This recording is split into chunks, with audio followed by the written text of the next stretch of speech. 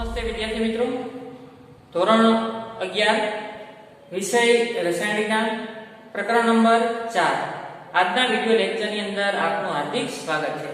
આજનો આપણો ટોપિક છે લુઈસ અણુઓની લુઈસ રજૂઆત અથવા લુઈસ રચનાઓ। તો એવું કહે છે લુઈસ બિંદુ રચના અણુઓ અને આયનોમાં ભાગીદારી કરેલા ઇલેક્ટ્રોન યુગ્મો અને અષ્ટકના નિયમના સંદર્ભમાં બંધનું ચિત્ર પૂરું પાડે છે। ઇલેક્ટ્રોન યુગ્મોના સંદર્ભમાં ભાગીદારી કરે છે એમાં બંધનું ચિત્રણ પૂરું પાડે છે।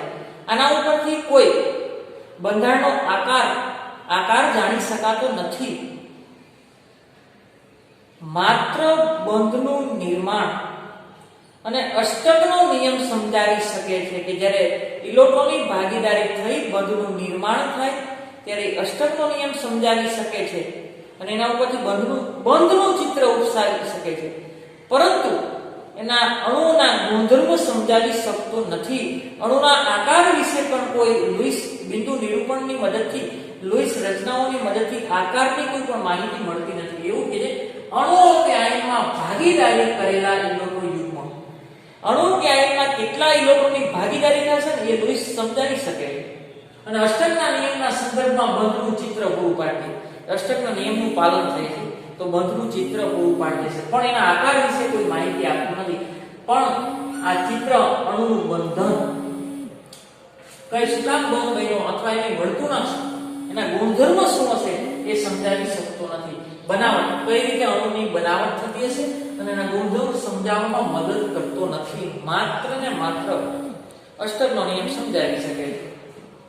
લુઈસ બિંદુ રચનાના સોપાન, એમાં એવું કહે છે રચના લખવા માટે જરૂરી કુલ ઇલેક્ટ્રોન યુગ્મ સંયોજકતા પરમાણુના સંયોજકતા ઇલેક્ટ્રોનનો ઉમેરો કરી અને મેળવાય છે। એવું કહે છે અણુની રચના લખવા માટે મારે CH4 અણુની રચના લખવી છે તો કુલ સંયોજકતા ઇલેક્ટ્રોન, કુલ ઇલેક્ટ્રોન યુગ્મ કેટલા હોય? કુલ સંયોજકતા ઇલેક્ટ્રોન તો સંયોજકતા પરમાણુઓના સંયોજકતા ઇલેક્ટ્રોનનો ઉમેરો કરે।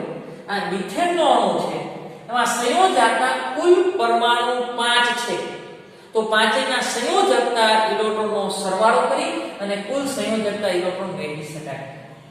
સંયોજકતા પરમાણુ કાર્બન છે તો આપણે સંયોજકતા ઇલેક્ટ્રોન મેળવવા છે। સંયોજકતા કુલ સંયોજકતા ઇલેક્ટ્રોન, કુલ સંયોજકતા ઇલેક્ટ્રોન તો એવું કે છે સંયોજકતા પરમાણુ કેટલા? 5 પરમાણુ છે તો કાર્બનના સંયોજકતા ઇલેક્ટ્રોન, કાર્બનની બાહ્યતમ કક્ષાની અંદર 4 હોય તો 4 કાર્બનના સંયોજકતા ઇલેક્ટ્રોન પ્લસ કાર્બનના સંયોજકતા ઇલેક્ટ્રોન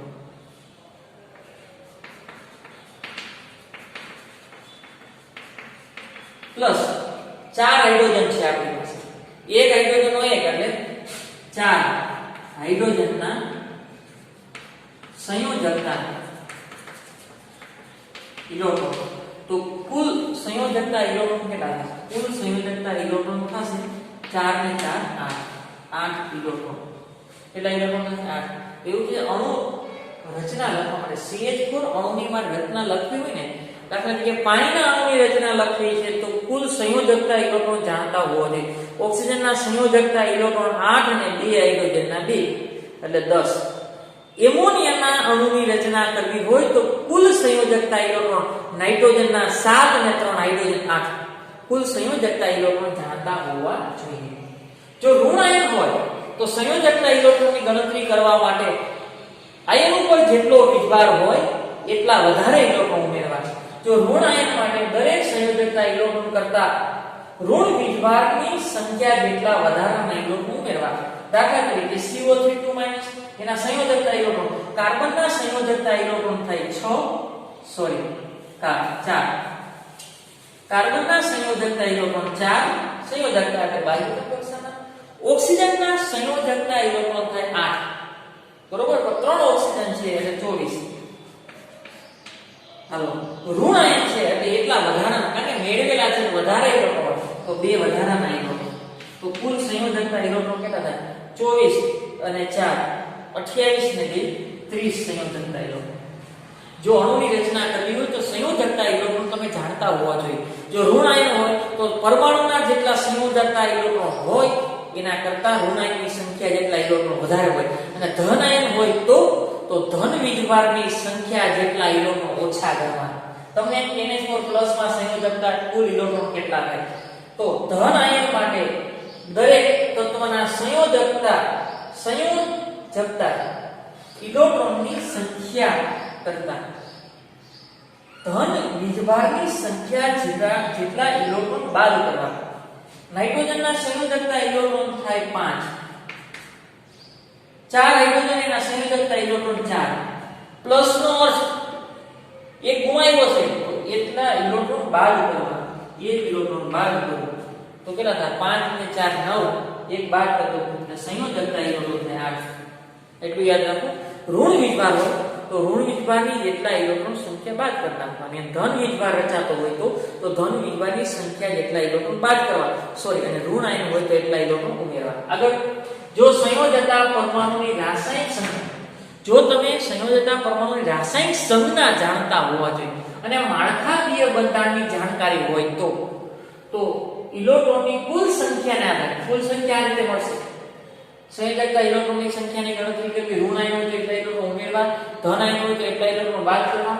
તો એવું કે છે પરમાણુની સંજ્ઞા જાણતા હોવા જોઈએ અથવા માળખાકીય બંધારણ જાણતા હોય તો કુલ ઇલેક્ટ્રોનની સંખ્યાને આધારે કુલ બંધનના પ્રમાણમાં ભાગીદારી કરવાની છે અને યુગ્મ બનાવવાનું છે. વહેંચણી કરી અને પરમાણુની વચ્ચે પરમાણુ વચ્ચે કરવાની. ધારો કે આમ CH4 છે, CH4 પણ તમે માળખાકીય બંધારણ જાણતા હોય, ધારો કે CH4 છે, CH4 તમને એમ થાય કે એનું માળખાકીય બંધારણ છે આવું છે તો ખોટું છે. તદ્દન ઘણા એમ થાય કે આવું છે carbon hydrogen hydrogen hydrogen hydrogen. આ માળખાકીય બંધારણ ખોટું છે, કારણ કે તમે ઇલેક્ટ્રોન યુગ્મની વહેંચણી કરશો ને ત્યારે અષ્ટકના નિયમનું પાલન થવું જોઈએ. અષ્ટકના નિયમનું પાલન થવું જોઈએ. અહીંયા 8 ઇલેક્ટ્રોન થતા નથી, અહીંયા 8 ઇલેક્ટ્રોન. તો માળખાકીય બંધારણ જાણતા હોવા જોઈએ. તો મિથેનનું માળખાકીય બંધારણ આ છે. આ મિથેનનું માળખાકીય બંધારણ છે અને એવું કે છે કુલ સંયોજકતા ઇલેક્ટ્રોન ગોઠવવાની. એટલે અષ્ટકના નિયમનું પાલન થાય એટલે ઇલેક્ટ્રોન યુગ્મ બની જાય, યુગ્મ બની જાય અને પરમાણુ વચ્ચે વહેંચણી કરી. તો કઈ રીતે વહેંચણી કરી? કાર્બન હાઇડ્રોજન વચ્ચે એક યુગ્મ, બીજા કાર્બન હાઇડ્રોજન વચ્ચે, ત્રીજા કાર્બન હાઇડ્રોજન વચ્ચે, ચોથા કાર્બન હાઇડ્રોજન વચ્ચે જો ઇલેક્ટ્રોન યુગ્મની વહેંચણી કરું ને તો શું થાય છે? અષ્ટકના નિયમ અહીંયા 8 ઇલેક્ટ્રોન થઈ જાય. 1 2 3 4 5 6 7 8. પણ ક્યારે એવું શક્ય બને? પરમાણુની સંજ્ઞા અને માળખાકીય બંધારણ જાણતા હોય તો. આગળ, સામાન્ય રીતે અણુ કે આયનમાં સૌથી ઓછો વિદ્યુત ઋણ પરમાણુ કેન્દ્રમાં સ્થાન લે છે. ઓછો વિદ્યુત ઋણ, દાખલા તરીકે NF3. આમાં કોની વિદ્યુત ઋણતા વધારે છે? આમાં વિદ્યુત ઋણતા છે નાઇટ્રોજનની ઓછી છે અને ફ્લોરિનની વધારે છે. તો ઓછો વિદ્યુત ઋણ પરમાણુ કેન્દ્રમાં સ્થાન લે.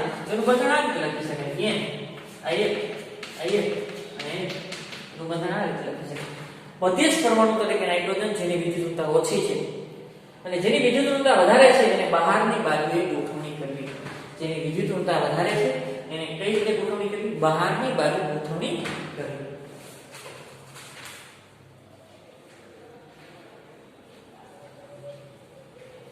આગળ, એકલ બંધની ઇલેક્ટ્રોન ભાગીદારીની જોડ માટે ગણતરી કર્યા બાદ એવું કે છે પાણીના અણુની વાત કરું, ઓક્સિજન, એના સંયોજકતા ઇલેક્ટ્રોન જાણતા હોવા જોઈએ. 1 2 3 4 5 અને 6. કેટલા ઘટે છે? 2. તો 2 હાઇડ્રોજન સાથે ભાગીદારી કરી નાખો. આ 2 ભાગીદારી થઈ ગઈ, બરોબર. એકલ બંધની ઇલેક્ટ્રોન ભાગીદારી, હવે એકલ બંધની ભાગીદારી થઈ ગઈ, એક ઇલેક્ટ્રોનની ભાગીદારી થઈ એકલ બંધ બન્યો. જોડમાં ગણતરી કર્યા બાદ, ચાલો ગણતરી કરી, અષ્ટક પ્રાપ્ત થઈ ગયા. 1 2 3 4 5 6 7 8. જો ગણતરી કર્યા બાદ બાકી રહેલા ઇલેક્ટ્રોન યુગ્મ એ વધારાના છે. અષ્ટક પ્રાપ્ત થઈ ગયું તો વધારે 1 2 3 4 5 6 7 8. અષ્ટક પ્રાપ્ત થઈ ગયું, આને ક્યાંય ભાગ લીધો નથી, આને એકલ બંધની રચનામાં ભાગ લીધો. તો આને ક્યાંય ભાગ નથી લીધો તો જેને બંધમાં ભાગ નથી લીધો એને અબંધકારક ઇલેક્ટ્રોન યુગ્મ કહેવાય. શું કહેવાય? અબંધકારક ઇલેક્ટ્રોન યુગ્મ. O2 ની આકારની વાત કરીએ. ઓક્સિજન 1 2 3 4 5 અને 6. બીજો ઓક્સિજન 1 2 3 4 5 અને 6 એકલ બંધની ઇલેક્ટ્રોન ભાગીદારી પહેલા એક બંધની ભાગીદારી કરાવવાની આ એક બંધની ભાગીદારી હવે ચેક કરો જે કેટલા થાય આ 1 2 3 4 5 6 7 આનો 7 થાય અહીંયા 1 2 3 4 5 6 અને 7 અહીં 7 થાય તો એકલ બંધની ઇલેક્ટ્રોન ભાગીદારીની જોડ માટે ગણતરી કરી આવવાની એક બંધની ભાગીદારી થઈ ગઈ બરોબર હવે શું થાય બાકી રહેલા ઇલેક્ટ્રોન યુગ્મો વધારાના ક્યાં તો ગુણક બંધમાં હવે જો એક બંધ બનાવ્યો છે તેમ છતાં અષ્ટક પ્રાપ્ત થતું નથી વધારાના ઇલેક્ટ્રોન છે પણ અષ્ટક પ્રાપ્ત થતું નથી તો ગુણક બંધમાં ઉપયોગમાં લેવાય છે ગુણક બંધમાં આનું અષ્ટક ઘટે છે આનું અષ્ટક ઘટે ગુણક બંધમાં અને બીજો બંધ કરતો જો ઘટતા હોય તો બેયના ઘટતા હોય તો આને એક ઘટતો તો આને એક ઘટતો તો ગુણક બંધ બનાવી નાખ્યો તો બીજો બંધ બનાવી નાખ્યો બે પરમાણુ વચ્ચે તો હવે અષ્ટક પ્રાપ્ત થઈ ગયું 1 2 3 4 5 6 7 8 1 2 3 4 5 6 7 8 પેલા એક બંધ બનાવો તેમ છતાં અષ્ટક ન પ્રાપ્ત થતું હોય તો ગુણક બંધ એટલે કે બીજો બંધ બનાવો તેમ છતાં અષ્ટક પ્રાપ્ત ન થતું હોય તો ત્રીજો બંધ બનાવો અને પછી જો બાકી વધે બંધ બનાવવામાં અષ્ટક પ્રાપ્ત થઈ ગયા પછી જો બંધ બનાવવામાં બાકી રહે એને શું કહે અબંધકારક ઇલેક્ટ્રોન યુગ્મ તો ઓક્સિજન પાસે અબંધકારક ઇલેક્ટ્રોન યુગ્મ એટલે કે બંધમાં ભાગ નથી લીધા એવા યુગ્મ કેટલા છે 2 યુગ્મ 2 ઇલેક્ટ્રોન કે તો 4 ફરીથી આ લુઈસ રચનાની મદદથી ઇલેક્ટ્રોન યુગ્મ અને અષ્ટકના નિયમના સંદર્ભમાં બંધનું ચિત્રણ પૂરું પાડે છે તો કોઈ આકાર તેના ગુણધર્મ વિશે કોઈ માહિતી આપતું નથી જો તમારે લુઈસ બિંદુ રચના કરવી હોય અણુની તો પરમાણુના સંયોજકતા ઇલેક્ટ્રોન જાણતા હોવા જોઈએ ઋણ આયન હોય તો ઋણ વીજભારની સંખ્યા જેટલા ઇલેક્ટ્રોન વધારાના ગણવા ધન આયન હોય તો ધન આયનની સંખ્યા જેટલા ઇલેક્ટ્રોન ઓછા ગણવા આગળ સંયોજકતા પરમાણુની સંજ્ઞા અને માળખાકીય બંધારણ જાણતા હોવા જોઈએ એને આધારે તમે ઇલેક્ટ્રોન યુગ્મની ગોઠવણી પરમાણુની વચ્ચે કરી શકો જેની વિદ્યુતઋણતા ઓછી હોય એને મધ્યસ્થ પરમાણુ તરીકે લખવું અને જેની વિદ્યુતઋણતા વધારે હોય એને બહારની બાજુ લખવું જે બંધની રચનામાં પરિણમે એટલે કે બંધમાં ભાગ લે એને બંધકારક ઇલેક્ટ્રોન યુગ્મ કહેવાય અને જે બંધની રચનામાં ભાગ લેતા નથી તેને શું કહેવાય અબંધકારક ઇલેક્ટ્રોન યુગ્મ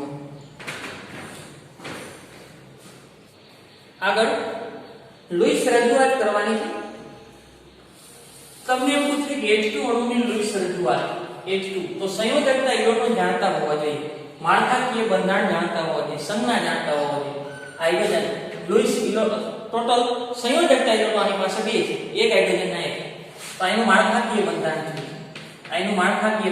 હવે લુઈસ રજૂઆત આ થાય આ હાઇડ્રોજનનો ઇલેક્ટ્રોન અને આ બીજા હાઇડ્રોજનનો ઇલેક્ટ્રોન આનું અષ્ટક પ્રાપ્ત થતું નથી અષ્ટકના નિયમમાં ઉપપાદ છે આની ઇલેક્ટ્રોન રચના હિલિયમ જેવી થાય કોના જેવી થાય હિલિયમ અષ્ટક પ્રાપ્ત થતું નથી દાખલા તરીકે Cl2 ની વાત કરીએ તેનું માળખાકીય બંધારણ આ છે Cl અને Cl તો ક્લોરીનની બાહ્યક કક્ષાની અંદર 7 છે 1 2 3 4 5 6 અને 7 ક્લોરીન બીજો ક્લોરીન 7 છે એને ચોકડી દ્વારા દર્શાવો 1 2 3 4 5 6 અને 7 અહીંયા બંધ નથી કરવાનું ધ્યાન રાખજો જો બંધ કર્યો તો લુઈસ રજૂઆત નથી ટૂંકમાં બંધની જગ્યાએ ઇલેક્ટ્રોન આવે એને લુઈસ રજૂઆત કહેવાય અથવા લુઈસ બિંદુ નિરૂપણ લુઈસ રજૂઆત અથવા લુઈસ બિંદુ નિરૂપણ સંયોજકતા ઇલેક્ટ્રોન આ ક્લોરીન પાસે 7 અને આ ક્લોરીન પાસે 7 તો 7 * 14 તો આની ઇલેક્ટ્રોનની ભાગીદારી થઈ અષ્ટક પ્રાપ્ત થઈ 1 2 3 4 5 6 7 8 1 2 3 4 5 6 7 8 આની પાસે વૈધા કેટલા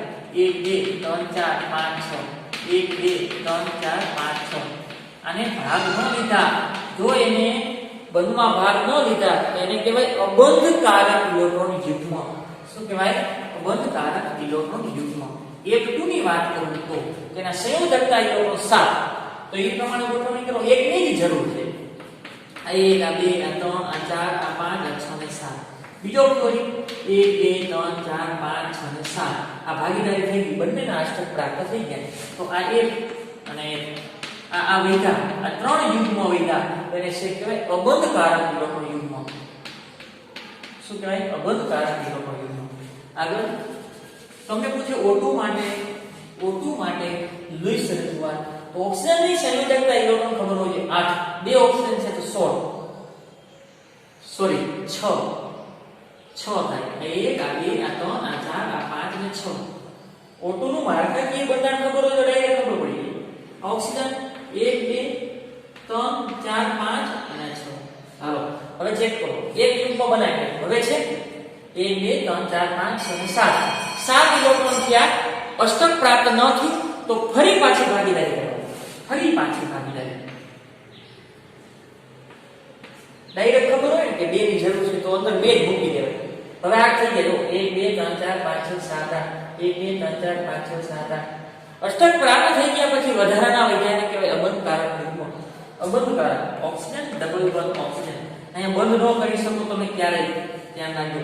લુઈસ બિંદુ નિરૂપણની અંદર બંધ ક્યારેય તમે નહીં લખી શકો. બંધની જગ્યાએ ઇલેક્ટ્રોન આ 1 2 3 4 5 6 7 8. આગળ N2 ની વાત કરું N2 નાઇટ્રોજનના સંયોજકતા ઇલેક્ટ્રોન 5. બીજા નાઇટ્રોજન પાસે 5. એને જરૂર કેટલાની છે 3 ની. તો હું 3 અંદર લખું. 1 આ 2 અને 3 આ 4 અને 5. બીજા નાઇટ્રોજન માટે હું ચોકડી દ્વારા દર્શાવું 1 2 અને 3 આ 4 અને 5. તો આ લુઈસ બિંદુ નિરૂપણ N ટ્રિપલ બોન્ડ N. શું કામ 3 બોન્ડ બનાવવા પડ્યા? જો એક બોન્ડ બનાવવું છે તો અષ્ટક પ્રાપ્ત થતું, તો બીજો બોન્ડ બનાવ્યો તોય અષ્ટક પ્રાપ્ત, તો ત્રીજો બોન્ડ બનાવ્યો તો હવે અષ્ટક પ્રાપ્ત થઈ ગયું. 1 2 3 4 5 6 7 8 આના પણ 8 થઈ ગયા. તેમ છતાં 2 વધ્યા તો એને કહેવાય અબંધકારક ઇલેક્ટ્રોન યુગ્મ. શું કહેવાય? અબંધકારક ઇલેક્ટ્રોન યુગ્મ. આગળ NF3 ની વાત કરીએ. NF3 સંયોજકતા ઇલેક્ટ્રોન નાઇટ્રોજન પાસે 5. નાઇટ્રોજન પાસે 5. N 1 આ 2 આ 3 આ 4 અને 5. અને ફ્લોરિન આગળ 7. તો ફ્લોરિન ને એકની જ જરૂર છે તો એને એક જ વાર બનાવવાનો. આ ફ્લોરિન એકની જ જરૂર છે. આ 1 2 3 4 5 6 અને 7. એનો અષ્ટક પ્રાપ્ત થઈ ગયું 7 અને 8. બીજો ફ્લોરિન એની એકની જરૂર છે તો એક અંદર નાખો. આ 1 2 3 4 5 6 અને 7. અહીંયા ફ્લોરિન 1 2 3 4 5 6 અને 7. જોજે નાઇટ્રોજન નું અષ્ટક પ્રાપ્ત થઈ ગયું 1 2 3 4 5 6 7 8. તો તેમ છતાં યુગ્મ વધ્યા તેને અબંધકારક ઇલેક્ટ્રોન માળખાકીય બંધારણ N. આ 1 અને 1 કેટલા વધ્યા? 2 યુગ્મ. અહીંયા કેટલા વધ્યા? 3 યુગ્મ. અહીંયા 3 યુગ્મ. અહીંયા 3 યુગ્મ. અષ્ટક પ્રાપ્ત થઈ ગયા પછી વધીને શું કહેવાય? અબંધકારક ઇલેક્ટ્રોન યુગ્મ. આગળ O3 ની વાત કરીએ તો O3 ઓઝોન અણુ અથવા આયન અને લુઈસ રજૂઆત અણુ અથવા આયન અને લુઈસ રજૂઆત. કોની વાત કરી? O3 ozone. 3 ઓક્સિજન છે. આ ઓક્સિજન આ 1 2 આ 3 આ 4 આ 5 અને 6. બીજો ઓક્સિજન 1 2 3 4 5 અને 6. જો અહીંયા અષ્ટક પ્રાપ્ત થયું 1 2 3 4 5 6 7 8. આનું અષ્ટક પ્રાપ્ત થઈ ગયું. હજી એક ઓક્સિજન મૂકવો છે. જો આનું અષ્ટક પ્રાપ્ત થઈ ગયું તો આના બધા જ ઇલેક્ટ્રોન 12 લખો. ક્યાં લખું? 12. બધા જ ઇલેક્ટ્રોન ક્યાં લખું? 12 ની તરફ. તો શું થશે? આનું અષ્ટક પ્રાપ્ત થઈ ગયું છે, આનું બાકી છે. 1 2 3 4 5 6 7 8. આનું અષ્ટક પ્રાપ્ત થઈ ગયું, આનું બાકી છે. તો જેનું અષ્ટક પ્રાપ્ત થઈ ગયું છે એ જેને બાકી છે ને એને દાન કરશે. તો આને દાન કરશે. આને દાન. જો આ ટપકાવાળા ઇલેક્ટ્રોન ને બે ઓક્સિજન ના છે, ચોપડીવાળા 6 6 પડ્યા છે. તો અહીં સવર્ગ સહસંયોજક બંધ બન્યો. અહીં બંનેના એક એક છે એટલે સહસંયોજક બંધ બન્યો. એ ભાગીદારીના બંને ઓક્સિજનના પરમાણુ છે, ઇલેક્ટ્રોન છે. ભાગીદારીના બંને ઇલેક્ટ્રોન આ ઓક્સિજન પરમાણુના છે એટલે ઈ બંધ બન્યો, ઈ સવર્ગ સહસંયોજક બંધ બન્યો. અથવા આને ઇલેક્ટ્રોન ગુમાવીને આને આપ્યું છે એની પર પ્લસ ચાર્જ થાય. કેવો ચાર્જ થાય? પ્લસ. અને આને ઇલેક્ટ્રોન મેળવ્યું છે એટલે એની પર માઈનસ ચાર્જ. કેટલો થાય? Minus charge. આવી રીતે દર્શાવી શકું. અહીં ડબલ બંધ, અહીં કેટલા? સિંગલ બંધ. અહીંયા જો એક યુગ્મ છે, અહીંયા 2 યુગ્મ છે, અને 3 યુગ્મ છે અને માઈનસ ચાર્જ. અને ગુમાવ્યું તો પ્લસ ચાર્જ. આ ઓઝોનનું બંધારણ છે. કોનું થયું? ઓઝોન. આગળ CO3 2 નું બંધારણ કર્યું. CO3 2 કોનું બંધારણ? CO3 2 CO3 સંયોજકતા ઇલેક્ટ્રોન કાર્બન આગળ 4 માળખાકીય બંધારણ પૂરું કાર્બન પાસે 4 આ 1 આ 2 આ 3 આ 4 ઓક્સિજન પાસે 6 ઓક્સિજન એને 2 ની જરૂર છે તો આ 1 આ 2 આ 3 આ 4 આ 5 અને 6 ઓક્સિજન નું અષ્ટક પ્રાપ્ત થઈ ગયું 6 7 8 ઓકે હજી એક ઓક્સિજન છે આ 1 આ 2 આ 3 આ 4 આ 5 આ 6 અને આ 7 ઓક્સિજન 7 છે એક ઘટે છે બીજો ઓક્સિજન 1 2 3 4 5 અને 6 અને આ ભાગીદારીનો 7 હવે બે મેળવેલા છે તો એક ઇલેક્ટ્રોન આને આપી દો અને મેળવો તો -4 આને મેળવો તો આની પર -4 અથવા આખા કાઉન્સ ઉપર 2 માઈનસ લખી શકાય આખા કાઉન્સ ઉપર શું લખી શકાય 2 માઈનસ યાદ રાખજો કે બંધ ન કરતા એને લુઈસ રજૂઆત ન કહેવાય બંધની જગ્યાએ ઇલેક્ટ્રોન હોય હવે એનું માળખાકીય બંધારણ C ડબલ બોન્ડ O અને સિંગલ બોન્ડ અને સિંગલ બોન્ડ હવે કાર્બનનું પણ અષ્ટક પ્રાપ્ત થઈ ગયું છે 1 2 3 4 5 6 7 8 ઓકે હવે ઓક્સિજન ઉપર 1 2 3 4 5 6 6 યુગ્મ 1 2 3 4 5 6 આ માઈનસ થાય 1 2 3 4 5 અને 6 માઈનસ મેળવેલા છે બે મેળવેલા એટલે 2 માઈનસ અને આ ઓક્સિજન પાસે 1 2 3 અને 4 વધારાના અષ્ટક પ્રાપ્ત સિવાયના વૈધા એને શું કહેવાય અબંધકારક ઇલેક્ટ્રોન શું કહેવાય અબંધકારક ઇલેક્ટ્રોન યુગ્મ આગળ HNO3 ની વાત કોની HNO3 HNO3 નું બંધારણ દો બેટો HNO3 આ ઓક્સો એસિડ એટલે આવી રીતે હોય બધા HONO2 આવી રીતે નું બંધારણ હોય ધ્યાન રાખજો HONO2 તો માળખાકીય બંધારણ આવું થાય આ નાઇટ્રોજન જોજો આ નાઇટ્રોજન પછી એની સાથે ઓક્સિજન અને આ H અને બે ઓક્સિજન છે અહીંથી ડબલ બોન્ડ એક ઓક્સિજન કરતો અને એક ઓક્સિજન આ એનું બંધારણ છે પણ નાઇટ્રોજન આગળ 4 બોન્ડ હોય ને 1 2 3 અને 4 બોન્ડ હોય ને એટલે એક ઘુમાવ્યો હોય ઇલેક્ટ્રોન અને આને મેળવ્યો બરોબર એક ઘુમાવ્યો હોય અને એક શું કર્યો હોય મેળવ્યો હોય હવે એનું બંધારણ કરી નાઇટ્રોજન મધ્યસ્થ પરમાણુ છે એની બાહ્યતમ કક્ષાની અંદર 5 ઇલેક્ટ્રોન હોય આ નાઇટ્રોજન ની બાહ્યતમ કક્ષાની અંદર 5 હોય જો 5 લખું આ 1 આ 2 આ 3 આ 4 અને આ 5 બરોબર આ 5 આ 5 છે ઓક્સિજન એની બાહ્યતમ કક્ષામાં 6 હોય 1 2 3 4 5 અને 6 હવે અહીંથી હાઇડ્રોજનનો 1 ઇલેક્ટ્રોન થઈ ગયું અને આ ઓક્સિજનનો અષ્ટક પ્રાપ્ત થઈ ગયો 1 2 3 4 5 6 7 8 હવે કઈ કરવાની જરૂર નથી હવે ઓલા ઓક્સિજનનો અષ્ટક પ્રાપ્ત કરાવજો અને કેટલા કરે છે 1 2 3 4 5 અને 6 આ 6 તો ઓક્સિજન સાથે બે ભાગીદારી કરવી આ 1 2 3 4 5 અને 6 જો આ ઓક્સિજનનું અષ્ટક પ્રાપ્ત થઈ ગયું ચેક કરો 1 2 3 4 5 6 7 8 ઓકે નાઇટ્રોજનનું અષ્ટક પ્રાપ્ત થઈ ગયું 1 2 3 4 5 6 7 અને 8 નાઇટ્રોજનનું અષ્ટક પણ પ્રાપ્ત થઈ ગયું છે નાઇટ્રોજનનું અષ્ટક પણ પ્રાપ્ત થઈ ગયું છે અને આ વૈધા છે પણ તેમ છતાં આપણે એક ઓક્સિજન હજી મૂકવાનું છે ધ્યાન રાખજો મધ્યસ્થ પરમાણુ તરીકે નાઇટ્રોજન છે આનું અષ્ટક પ્રાપ્ત થઈ ગયું તો ઓક્સિજનના બધા જ ઇલેક્ટ્રોન બહારની તરફ લખવા આ 1 આ 2 આ 3 આ 4 આ 5 અને 6 આનું અષ્ટક પ્રાપ્ત થઈ ગયું આનું બાકી છે તો આ છે ને આને ઇલેક્ટ્રોન દાન કરે બે હતા એક પોતાની આગળ રાખશે એક આને આપી દીધો તો હવે જો બધાના અષ્ટક પ્રાપ્ત થઈ ગયા 1 2 3 4 5 6 7 8 1 2 3 4 5 6 7 8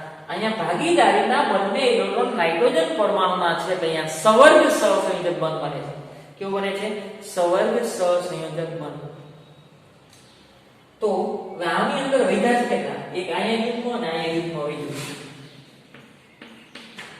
અહીંયા બે યુગ્મ વૈધા હવે અહીંયા ઇલેક્ટ્રોન ગુમાવ્યો છે એટલે પ્લસ અને અહીં મેળવ્યો છે એટલે માઈનસ અને ગુમાવ્યો કારણ કે 4 બંધ થયા 1 2 3 અને 4 નાઇટ્રોજન 3 જ બંધ કરે તો ઇલેક્ટ્રોન ગુમાવીને સવર્ગ સહસંયોજક બંધ બનાવી શકે ચોથો તો અહીંયા ઇલેક્ટ્રોન યુગ્મ કેટલા છે આ 3 આ 1 આ 2 અને 3 આ 1 આ 2 બીજો યુગ્મ અને આ ત્રીજો યુગ્મ એટલે એટલે કે માઈનસ. આને ગુમાવ્યું છે અને આને મેળવ્યું છે. અહીં સવર્ગ સહસંયોજક બંધ બન્યો છે. આ હતી લુઈસ બિંદુ નિરૂપણ અથવા લુઈસ રજૂઆત તરીકે ઓળખવામાં આવે. આ સિવાયના પણ બંધારણ પૂછી શકે, પરંતુ તમને કુલ સંયોજકતા ઇલેક્ટ્રોનનો ખ્યાલ હોવો જોઈએ. કુલ સંયોજકતા ઇલેક્ટ્રોનનો ખ્યાલ હોવો જોઈએ. અને ઋણ આયન હોય તો એટલા ઇલેક્ટ્રોન વધારે. દાખલા તરીકે આ હતું તો 2 ઇલેક્ટ્રોન વધારાના લખ્યા. ધન આયન હોય તો એટલા ઇલેક્ટ્રોન શું હોય? ઓછા હોય. એટલા ઇલેક્ટ્રોન શું હોય? ઓછા હોય. અને પછી માળખાકીય બંધારણમાં જ્યાં બંધ હોય એની જગ્યાએ શું દર્શાવવું? ઇલેક્ટ્રોન. અને અષ્ટક પ્રાપ્ત થઈ જાય પછી જો ઇલેક્ટ્રોન વધતા હોય તો એને શું કહેવાય? અબંધ કારક ઇલેક્ટ્રોન લીધો. આજે આ લેક્ચર અહીંયા સમાપ્ત કરીએ છીએ. આભાર.